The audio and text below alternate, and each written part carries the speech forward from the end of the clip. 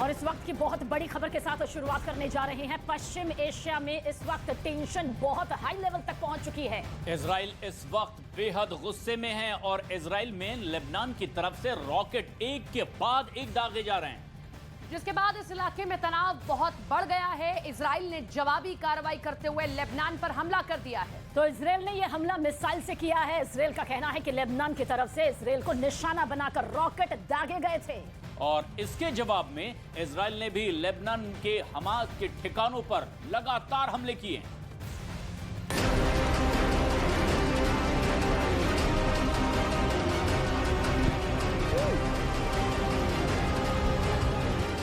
इस वक्त middle east में बहुत तनाव है। किसी भी वक्त वहां कुछ भी बड़ा हो सकता है।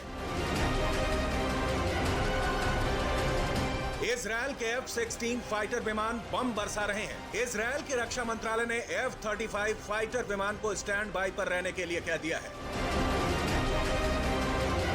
साफ है, पश्चिम एशिया में भड़की ये चिंगारी कभी भी आग में बदल सकती है। इजरायल ने एयर डिफेंस सिस्टम आयरन डोम को एक्टिव कर दिया है। इस वक्त पूरा इजरायल हाई अलर्ट पर है। इजरायल की सेना का कहना है कि उनके ऊपर दक्षिणी लेबनान से दर्जनों रॉकेट दागे गए हैं, जिसे आयरन डोम एयर डिफेंस सिस्टम ने उत्तरी इजरायल के ऊपर इंटरसेप्ट किया है। इजरायल का कहना है कि 34 रॉकेट सीमा की ओर दागे गए थे, जिनमें से 5 इजरायल में आकर गिरे। बाकी रॉकेट को आयरन डोम ने गिरा दिया। इस हमले में 2 लोग घायल हुए थे और कई इमारतों, वैन और गाड़ियों को नुकसान पहुंचा था। इजरायल ने इस हमले के लिए फिलिस्तीनी ग्रुप हमास को जिम्मेदार माना था। पश्चिमी एशिया के जानकारों के मुताबिक 2006 के युद्ध के बाद से लेबनान की ओर से दागे गए रॉकेटों की ये बड़ी संख्या है। इजरायल ने इसके जवाब में लेबनान में मौजूद हमास के ठिकानों पर हमला कर दिया। इजरायल ने लेबनान में 6 मिसाइल दागी हैं, जिसके बाद लेबनान में कई जगहों पर धुएं का गुबार देखा गया। लेबनान में इसके बाद अफरा तफरी मच गई। इजरायल ने इसके बाद आज सुबह गाजा पट्टी पर एयर स्ट्राइक किया। इजरायल की डिफेंस फोर्स ने एयर स्ट्राइक में 2 सुरंगें और 2 हथियार बनाने की फैक्ट्रियों को तबाह करने का दावा किया। इजरायल ने इस ऑपरेशन को द स्ट्रॉन्ग हैंड नाम दिया। एयर स्ट्राइक के बाद गाजा से हमास ने भी इजरायल पर रॉकेट दागना शुरू कर दिया, जिसके बाद दक्षिणी इजरायल में एयर रेड सायरन गूंजने लगे। इजरायल पर हुए रॉकेट हमले के बाद पीएम बेंयामिन नेतन्याहू ने सिक्योरिटी कैबिनेट के साथ मीटिंग की थी। הימים האחרונים שאויבינו לא יטו בנו. הוויכוח הפנימי בישראל לא ימנע מאיתנו לפעול נגדם בכל מקום ובכל עת שידרש. כולנו, בלי יוצא מן הכלל, מאוחדים בזה. हमास का कहना है कि इजरायल पुलिस ने यरूशलेम की अल अक्सा मस्जिद में जो कार्रवाई की थी, उसका बदला लेने के लिए हमास ने इजरायल पर रॉकेट दागे। इधर इजरायल पुलिस के मुताबिक कुछ फिलिस्तीनियों ने खुद को पटाखों, लाठी और पत्थरों के साथ मस्जिद में बंद कर लिया था और बाहर बैरिकेडिंग लगा दी थी। उन्हें रोकने के लिए पुलिस को मस्जिद में घुसना पड़ा। इस दौरान नकाबपोश प्रदर्शनकारियों ने पुलिस पर पत्थर और पटाखों से हमला कर दिया। झड़प में एक पुलिसकर्मी समेत 14 लोग घायल हुए थे। पुलिस ने कई लोगों को गिरफ्तार भी किया था। उधर फिलिस्तीनी गवाहों ने कहा कि रमजान के महीने में इजरायल पुलिस ने उन पर ग्रेनेड और आंसू गैस से हमला किया, जिससे उनका दम घुटने लगा। इस घटना के बाद गाजा पट्टी से इजरायल पर 9 रॉकेट दागे गए थे। अल अक्सा मस्जिद हरम अल शरीफ के परिसर में बनी है, जिसकी देखरेख जॉर्डन करता है। हमले के बाद जॉर्डन के विदेश मंत्रालय ने इजरायल को मस्जिद में मौजूद लोगों पर जुर्म करने के लिए जिम्मेदार ठहराया। उन्होंने इजरायली सेना से तुरंत वापस जाने को कहा। वहीं सऊदी अरब ने भी हमले की निंदा की, लेकिन इस सबसे बेपरवाह इजरायल ने साफ कर दिया है कि उस पर हुए हमले का वो पूरी ताकत से जवाब देगा।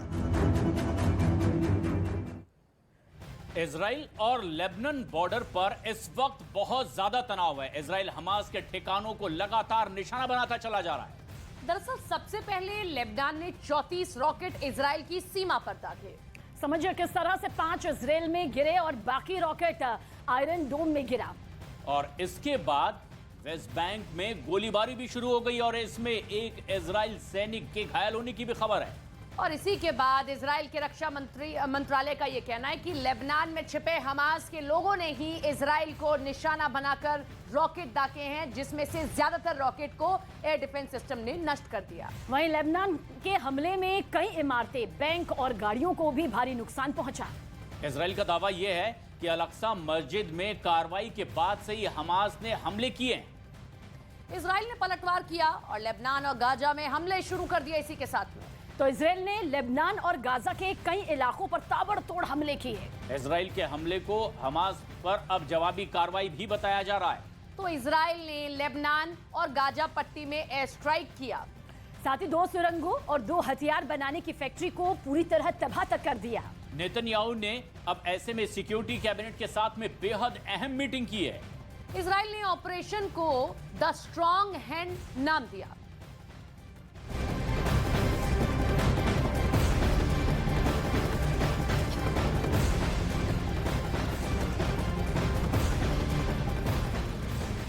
मिडिल ईस्ट में तनाव के बीच ईरान ने इजराइल को भड़काने वाला बयान दे दिया है। क्या ये बयान है, आपको बताते हैं। दरअसल ईरान ने इजराइल को खत्म करने का दावा किया है और ईरान का कहना यह है कि आने वाले कुछ सालों में ही इजराइल का नामो निशान दुनिया के नक्शे से मिट जाएगा। 2015 में ईरान के supreme leader ayatollah Ali Khamenei ने यह भविष्यवाणी की थी कि 25 साल के अंदर इजराइल खत्म हो जाएगा।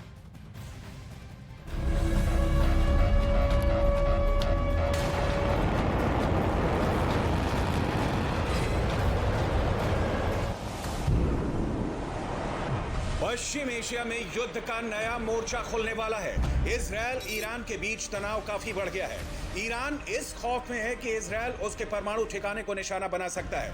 ईरान और इजराइल के बीच दुश्मनी की सबसे बड़ी वजह ईरान का परमाणु कार्यक्रम है, जिसे इजराइल रोकना चाहता है और ईरान हर हाल में परमाणु ताकत हासिल करना चाहता है। और कुछ हफ्ते पहले ही अमेरिका के रक्षा मंत्रालय पेंटागन ने यह दावा किया था कि ईरान एटम बम बनाने के बेहद करीब पहुंच चुका है।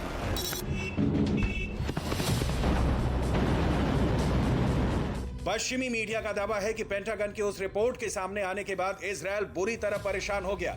उसने फौरन ईरान को परमाणु कार्यक्रम बंद करने की चेतावनी दी और ऐसा ना करने पर उस पर मिसाइल से हमला करने की धमकी दे दी, क्योंकि बेंयामिन नेतन्याहू ये बात अच्छी तरह से जानते हैं कि ईरान अगर एटम बम बना लेता है तो उसका पहला निशाना कोई और नहीं बल्कि इजराइल ही होगा। इसी वजह से वो किसी भी कीमत पर ईरान को परमाणु ताकत बनने से रोकना चाहता है। इधर ईरान का दावा है कि आने वाले कुछ सालों में ही इजराइल पूरी तरह से बर्बाद हो जाएगा। इसके पीछे आयतुल्ला अली खामनेई ने दलील दी कि इजराइल इस वक्त बारूद के ढेर पर बैठा है क्योंकि वहां की जनता ही बेंयामिन नेतन्याहू के खिलाफ खड़ी हो गई है, जिन्होंने वहां की संसद को ताकतवर बनाने के लिए न्यायिक प्रणाली में फेरबदल की कोशिश की थी, जिसके बाद नेतन्याहू के खिलाफ विद्रोह हो गया। कई हफ्ते तक पूरे इजराइल में सड़कों पर लोगों ने उतरकर प्रदर्शन किए। यही नहीं, खामनेई ने भी ये दलील दी कि पिछले 4 सालों के अंदर इजराइल में 4 प्रधानमंत्री बदल चुके हैं, जिसकी वजह से इजराइल में राजनीतिक संकट खड़ा हो चुका है। इसी वजह से आयतुल्ला अली खामनेई ये दावा कर रहे हैं कि आने वाले कुछ सालों में ही इजराइल मिट जाएगा, जबकि पूरी दुनिया ये जानती है कि इजराइल और ईरान कट्टर दुश्मन है और इसीलिए इजराइल बार बार ईरान पर मिसाइल हमले की धमकी दे रहा है। लेकिन ईरान पर इन धमकियों का कोई असर नहीं हो रहा। पश्चिमी मीडिया का दावा है कि इसी वजह से इजराइल भड़का हुआ है और वो लगातार ये बात दोहरा रहा है कि ईरान को परमाणु हथियार हासिल करने से रोकने के लिए अमेरिका को उस पर हमला कर देना चाहिए। इजराइल का मीडिया ये तक दावा कर चुका है कि बेंयामिन नेतन्याहू ईरान को सबक सिखाने के लिए अकेले ही उससे भिड़ने के लिए तैयार हैं। इसीलिए ईरान और इजराइल के बीच जंग तय मानी जा रही है। लेकिन इस सब के बीच आयतुल्ला अली खामनेई ने यह दावा कर दिया कि इजराइल के पास अब ज्यादा वक्त नहीं बचा है, वो आने वाले कुछ सालों में ही पूरी तरह बर्बाद हो जाएगा। और इजराइल और ईरान के बीच तनाव काफी बढ़ता चला जा रहा है और इसकी सबसे बड़ी वजह ईरान का परमाणु कार्यक्रम को बताया जा रहा है। अमेरिका के रक्षा मंत्रालय पेंटागन की रिपोर्ट में दावा किया गया था कि ईरान एटम बम बनाने के बेहद करीब पहुंच चुका है। पश्चिमी मीडिया का दावा है कि पेंटागन की उस रिपोर्ट के सामने आने के बाद इजराइल परेशान भी हो गया। नेतन्याहू ईरान को अब परमाणु ताकत बनने से रोकना चाहते हैं और ईरान को नेतन्याहू ने परमाणु कार्यक्रम बंद करने की भी चेतावनी दी। इजराइल की बात नहीं मानने पर उस पर मिसाइल से हमले करने की धमकी तक दी गई और साथ ही इजराइल बार बार ईरान पर मिसाइल हमले की धमकी दे रहा है, लेकिन ईरान पर इन धमकियों का कोई असर होता नहीं दिखाई दे रहा। ईरान ने कुछ साल में ही इजराइल की बर्बादी की भविष्यवाणी भी की। अयातुल्ला अली खामनेई ने दलील दी कि इजराइल इस वक्त बारूद के ढेर पर बैठा हुआ है। वहीं इजराइल की जनता ही बेन्यामिन नेतन्याहू के खिलाफ अब खड़ी हो गई है। और खामनेई ने ये भी दलील दी है कि पिछले सालों के अंदर ही इजराइल 4 प्रधानमंत्री बदल चुका है, जिसकी वजह से इजराइल में राजनीतिक संकट खड़ा हो चुका है। और ये लगातार बातें इब्राहिम राइसी की ओर से कही गई।